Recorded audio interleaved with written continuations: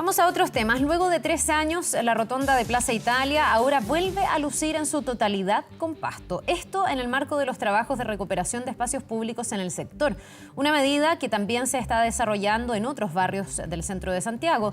Queremos analizar la importancia de este tipo de plan. Vamos a tomar contacto con Luis Eduardo Bresciani. Él es director de la Escuela de Arquitectura de la Universidad Católica. Muchísimas gracias por estar con nosotros y bienvenido.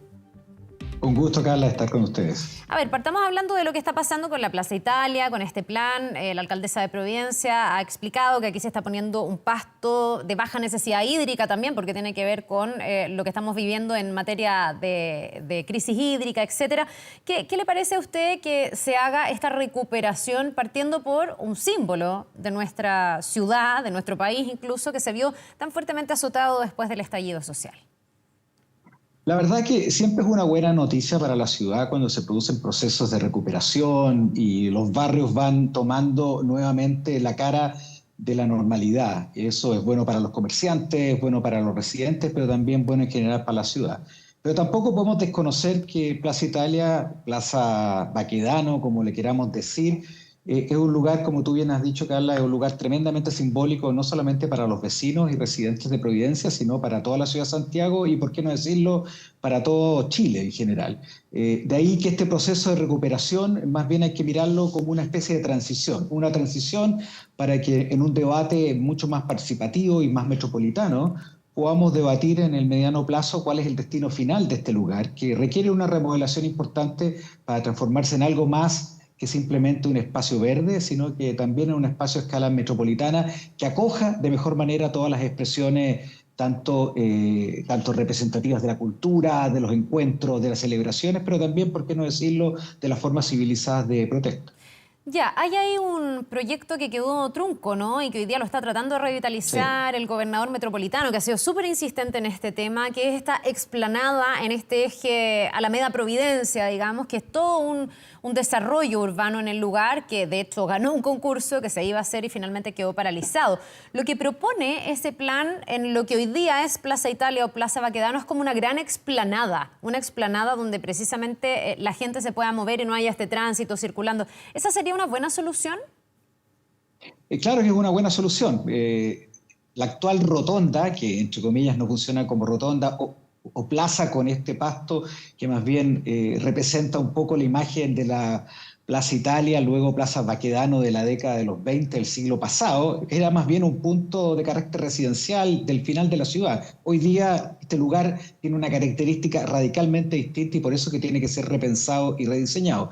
De ahí que el concurso de la nueva Alameda Providencia, que permitió repensar no solamente el eje de la Alameda, sino también repensar estos espacios, es vital para darle sentido, y claramente una rotonda en este lugar no tiene ningún sentido. Hay que darle más espacio al peatón, hay que darle más espacio al encuentro y probablemente reducir el espacio para los vehículos, conectar los parques que ahí están. Me tocó ser justamente el director del concurso para ese proyecto y todos tenemos la expectativa que, recuperado el diálogo y el espacio de civilidad que este lugar debe tener, es probable que podamos repensar este lugar en el futuro. Y tengo toda la expectativa de que el gobernador, en conjunción con los 4 alcaldes de este eje, puedan llegar a un acuerdo para retomar ese diseño, que además está completamente hecho y tuvo un amplio proceso de participación ciudadana con vecinos, comerciantes en el sector. Entonces sería un contrasentido volver a congelarlo como se hizo en el gobierno pasado. Ya, pero eso entonces significa no que haya que repensar una cosa distinta, digamos, la solución, si uno quisiera, o la alternativa está sobre la mesa. Ahora me imagino que tiene que ver con voluntad política y con los recursos para poder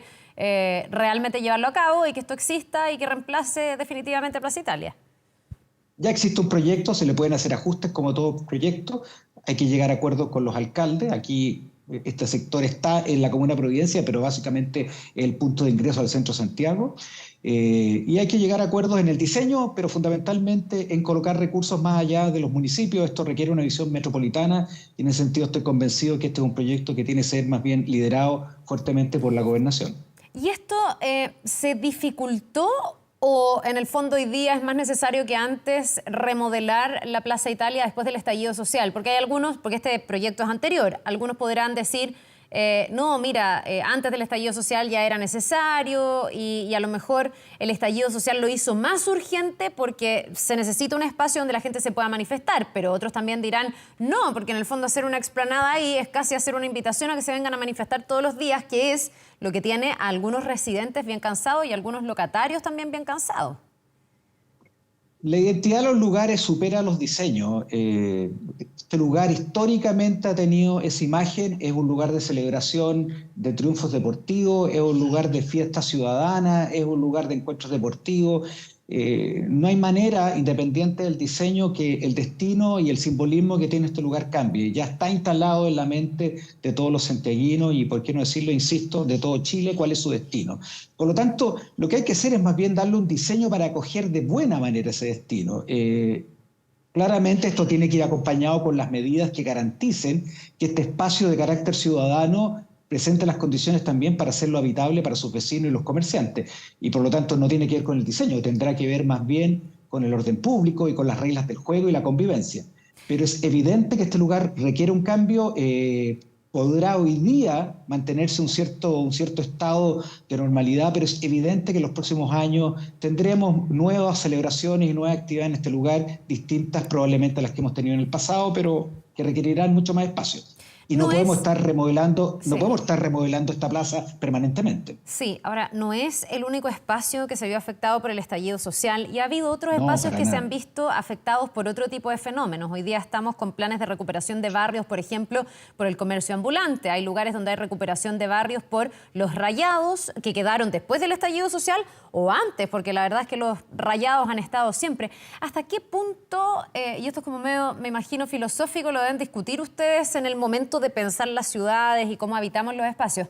¿Hasta qué punto los espacios son manifestación del momento cultural, social que estamos viviendo? ¿Y hasta qué punto los espacios deben determinarlo en el sentido de entregar espacios más ordenados, que la autoridad esté permanentemente, no sé, sacando los rayados? Después del estallido se dio esa discusión. Algunos decían, déjenlo todo así porque es como un museo abierto, y otros decían, no, pues aquí hay que ordenar otra vez para darle viabilidad a todos de vivir en este espacio. La verdad que la ciudad es una mezcla de ambas cosas. El diseño condiciona claramente que los lugares sean cuidados, protegidos y bien usados, porque los lugares que están en procesos de abandono y de deterioro inevitablemente agudizan aún más ese proceso. La gente percibe que los lugares bien diseñados, bien mantenidos, inevitablemente son lugares que deben ser cuidados por todos, y por lo tanto existe un consenso social y cultural respecto a su mantención. Y el abandono genera lo contrario. Y por eso es que es una buena señal que todos los municipios hoy día de este sector estén pensando en procesos de recuperación, tanto en Providencia como en la Comuna de Santiago, como en la Comuna de Estación Central, porque finalmente cuando los lugares son bien mantenidos, la gente los va a cuidar. Por lo tanto, es una combinación entre el buen diseño. O sea, los diseños determinan la forma de usar los lugares y generan condiciones también para que la gente los cuide, los proteja y por lo tanto, de alguna manera, se haga responsable de ellos. Y segundo, la gestión, que es el día a día. Eso implica que los municipios son responsables de la gestión de los bienes públicos y eso implica cuidado, limpieza, mantención y también cuidado del orden público. Quiero decir con esto que son ambas cosas. Es la gestión diaria y permanente de la mantención y la gestión de la ciudad, pero al mismo tiempo el buen diseño de los lugares condiciona que también la sociedad se haga cargo y se sienta responsable por cuidarlos y mantenerlos. Luis Eduardo, después del estallido social ha habido también, yo creo, un espacio para repensar todas estas cosas, ¿no? Y mirar cómo son nuestras ciudades y la forma en que habitamos, como decía yo, los espacios. Usted ha escrito varias columnas donde ha, sobre todo, tratado de impulsar la idea de una ciudad justa, de reducir las brechas, de hablar de hacinamiento, de falta de vivienda. ¿Cuánto de eso hoy día se está repensando? ¿Cuánto de eso se está corrigiendo?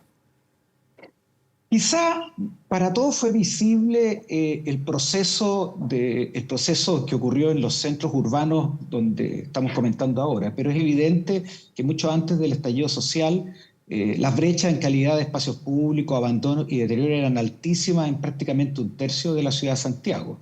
Y nadie puso el grito en el cielo cuando empezaron a ocurrir estos procesos de desigualdad, solamente ocurrió cuando el deterioro o de alguna manera el abandono se produjo entre el estallido y la pandemia en estos lugares.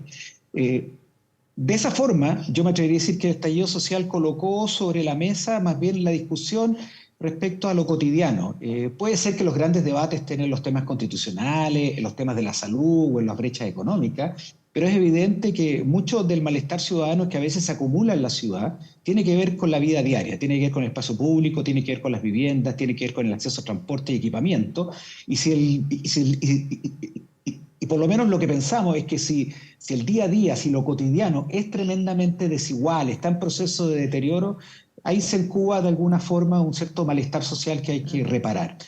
Entonces, la conclusión es que probablemente Plaza Baquedano, Plaza Italia sea un símbolo del tema, pero es de alguna manera el símbolo de que los espacios públicos, los lugares colectivos, lo que nos pertenece a todos, son fundamentales también para reducir las brechas, para cambiar el paisaje cotidiano, generar cohesión social, generar encuentro, entregarle a la ciudad, a los vecinos, a los ciudadanos, no a la delincuencia y a otros actores, y por lo tanto también reducir los niveles de iniquidad que encontramos entre comunas.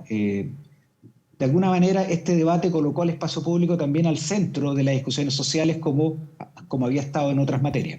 ¿Qué es una ciudad justa? Básicamente, ¿cuáles tendrían que ser los componentes o las correcciones, por ejemplo, de una ciudad o una región como la región metropolitana, una ciudad capital, además como Santiago, que es súper compleja, para que pudiéramos decir es una ciudad justa? Me imagino que no es que todo sea igual o que todos sean iguales, porque eso es medio una quimera, ¿no? Pero ¿en qué momento se alcanza ese umbral de dignidad para que las personas sientan que efectivamente viven en una ciudad justa? A ver, siempre es un debate respecto a las distintas variables. Hay temas físicos que tienen que ver con el acceso a vivienda, transporte, espacio público, equipamiento. Hay temas también de participación, como el acceso a información, la participación ciudadana en el desarrollo de los barrios y las ciudades. Y también hay temas ambientales que probablemente no tienen una localización específica, pero afectan la calidad de vida de una ciudad completa respecto a otra. Muchos de estos indicadores están medidos. De hecho, en el Consejo Nacional de Desarrollo Urbano, que me tocó presidir entre el 2014 y 2018, se levantaron estos indicadores de calidad de vida como una manera de ir midiendo cómo nos va como ciudades y poder saber cuáles son y dónde están localizadas esas brechas y esas desigualdades. Y en estricto rigor, de lo que estamos hablando es de aquello que nos pertenece a todos, de lo que normalmente se denomina como los bienes públicos. Es natural pensar que en la medida que hayan brechas de ingreso, lo cual en toda sociedad ocurre, existan diferencias en el acceso a los bienes privados. El auto puede ser una casa o algunos elementos de consumo o algunos bienes de consumo. Pero los bienes públicos no debieran depender del ingreso per cápita ni del nivel social de cada hogar. Los bienes públicos, me refiero a los que mencioné antes: transporte público, espacio público, áreas verdes, el acceso a equipamiento de salud y educación a una distancia caminable y accesible. ¿Para qué hablar, obviamente, los temas vinculados con temas de participación o inclusión? Si esos estándares de lo público, aquello que no debiera tener diferencias entre ningún ciudadano, se pueden lograr a través del gasto del Estado e igualar de alguna manera el acceso a inversiones o ingresos que existen entre las comunas, que son muy desiguales, particularmente en áreas metropolitanas como la de Santiago, vamos a ir avanzando hacia una ciudad justa y a una percepción que, aunque hay materias que son distintas respecto al ingreso personal, hay ciertos bienes en los cuales todos los chilenos y chilenas debiéramos tener el mismo nivel de acceso. No hay razón para pensar que el nivel de las calles, las veredas, los espacios públicos, las áreas verdes o el nivel de los equipamientos debiera ser diferente, me refiero a lo público, entre una comuna u otra dentro de una ciudad como Santiago. Ya, y eso en la práctica, ¿qué significaría? Que el Estado, porque tampoco el Estado tiene todos los recursos del mundo y estamos además en un momento económico complejo y donde hay un montón de demandas sobre la mesa. Entonces, si tú pudieras priorizar, ¿qué sería lo prioritario? ¿Hacer más parques, tener más áreas verdes, trasladar las viviendas sociales o construirlas de aquí en adelante en lugares que sí estén equipados y no en la periferia? ¿Por dónde sería como lo prioritario para avanzar hacia ese concepto de ciudad justa? Lo primero es señalar que este tipo de materias son graduales, toman tiempo, pero lo importante es definir las metas, poner esos indicadores, y en eso es algo que se ha avanzado en los últimos años. Antes, en general, esos indicadores no existían. Pero al tener los indicadores sabemos cuánto nos queda, y eso implica medir cuál es el gasto público y cuánto debemos invertir en las próximas décadas para llegar a esos estándares que aspiramos. Y fijar estándares, que eso es otro debate público importante. ¿Cuál es el estándar del óptimo? También es una discusión que hay que tener respecto a la capacidad de proveerlo. Pero lo más importante es que definidos esos estándares hay que decidir cómo gastar bien cómo hacer buen uso del gasto público, y en ese sentido la capacidad hoy día que tenemos de saber dónde están esas brechas es mucho más alta que la que teníamos antes. Entonces la primera decisión no es que haya un tema más importante que otro, no es que el transporte público sea más importante que el área verde o más importante que el equipamiento, para qué hablar del tema de la localización de las viviendas. Sin embargo, lo que sí sabemos es que hay zonas de las ciudades donde esas brechas son muy altas. Por lo tanto, lo que uno le pide al Estado, y lo que el Estado hoy día puede hacer, es focalizar, es colocar mayor cantidad de recursos del Estado en aquellos lugares donde están esas brechas para ir lentamente nivelando la cancha entre distintos sectores de la ciudad, y eso es algo que hoy día se puede hacer. Se ha venido haciendo en el tiempo, pero probablemente en los últimos años se ha agudizado aún más esa necesidad que en ese tercio de la ciudad, lo que normalmente uno define los que viven la ciudad sin ciudad, donde no existen esos estándares mínimos, podemos hacerlo, y es un trabajo colectivo que requiere también instrumentos públicos, porque, por ejemplo, también las desigualdades respecto al ingreso de las comunas es un tema relevante respecto a la capacidad que ellas tienen también de cooperar en esta tarea. Pero ahí le cae un rol importante al gobierno central y obviamente al gobierno regional. Claro, aquí seguramente nos pilla el ritmo, pero mientras te escuchaba yo pensaba, esto sí se ha hecho, no sé, en materia de transporte público. Antes el metro era para una élite. Para una élite que lo podía pagar y en un espacio o en un tramo reducido. Hoy día tenemos líneas que justamente han apuntado a conectar la ciudad de punta a punta, en darle la posibilidad a comunas más vulnerables que no necesariamente tienen el mejor transporte público. Ahí me imagino que hay un buen ejemplo de política de Estado de ir mirando cómo integrarnos mejor, ¿no? Quizás el metro es muy buena analogía, Carla. La verdad que el metro es un excelente ejemplo. Primero, es una empresa del Estado que no tiene límites entre comunas, que básicamente tiene un plan para toda la ciudad, que no tiene que gastar en otras partes de Chile, y que ese plan se va realizando conforme a las necesidades de la ciudad, independiente de los gobiernos. No hay cambios de enfoque en el proyecto de metro cuando hay cambios de gobiernos cada 4 años. Yo no esperaría para la ciudad lo mismo, una visión metropolitana de toda la ciudad, no municipio por municipio, que es lo que tenemos un poco hoy día en las áreas metropolitanas, fragmentados en centenas o en decenas de municipalidades. Y esa visión metropolitana con un solo plan que ponga la inversión donde más se requiere, donde más demanda hay, en el caso del transporte público, pero en este caso podría ser, por ejemplo, el espacio público, mejoramiento de barrios, construcción de viviendas o equipamiento, es una manera correcta de poder hacerlo. Y ese es uno de los grandes temas de la institucionalidad chilena, dentro de los cuales tenemos que avanzar, que es esta mirada integral a escala metropolitana para poder concentrar la inversión, los gastos en planes que toman más de un gobierno, y que por lo tanto cuando cambia el gobierno no se parte desde cero, y que al mismo tiempo se concentre, como tú bien has dicho, en los lugares donde más se necesitan. Bien, pues es un proceso largo, paulatino, progresivo, pero qué bueno que hablemos de estos temas porque ayuda un poco a repensar, a remirar, a reflexionar en torno de lo que ha pasado en los últimos años y los desafíos que todavía quedan pendientes. Luis Eduardo Bresciani, director de la Escuela de Arquitectura de la Universidad Católica, muchísimas gracias por habernos acompañado esta mañana. Muchas gracias, Carla, fue un placer. Un muy buen día, nos vemos.